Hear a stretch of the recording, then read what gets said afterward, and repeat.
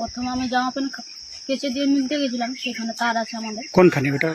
ওই যে বেড়ার এই পাশে স্কুল? স্কুলে না, স্কুলের ভিতরে যাইনি, বেড়ার এই পাশে তারটা আছে। মানে যেখানে ভোট হচ্ছে তার পিছনে? এই যে সাইডে জমিনের ধারে। আচ্ছা। ওখানে মিলতে গেছিলাম, একটা পুলিশ আসে আমাকে জিজ্ঞাসা করতেছে, বলে তোমাদের বাড়িতে কি চেয়ার আছে? আমলি না। বলে তাহলে টুল? আমলি না। তাও না বলা সত্ত্বেও সে বাড়ির ভিতরে ঢুকতে দিয়ে আমাকে জিজ্ঞাসাপত্র করতেছে, দিয়ে আমি কথা বলার পর সে চলে গেছে। আমি জানি হয়তো আর কিছু বলবে না, সে কিছুক্ষণ পরে আবার আঁকড়স গ্লাস করে নিয়ে আর আসছে। এইখানটা আমি রান্না করতেছিল, রেখে দিয়ে আর বলে এটা খেয়ে নাও, ঠান্ডা হয়ে যাবে এরকম বলতেছে। আমি কিছু বলিনি, দিয়ে সে জল বোতল মাগতো না, আমি জল দিচ্ছি, সে জল চাইতেন, বলছে আমি খাবো, আমাকে জল দেয়। জল দিত না, সে খেয়ে নিয়ে বোতল নিচে রাখিনি, আমার সেই ছাতির ভিতর দিয়ে এরকম করে কোলে রাখছে বোতল।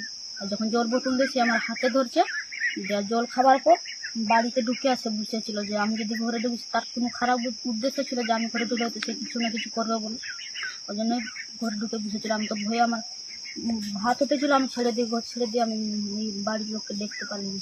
বাড়িতে কেউ ছিল না তখন? না, কজন ছিল সিআরপিএফ? একলাই ছিল। একলাই এসেছিল? অভিযোগ জানিয়েছো থানায়?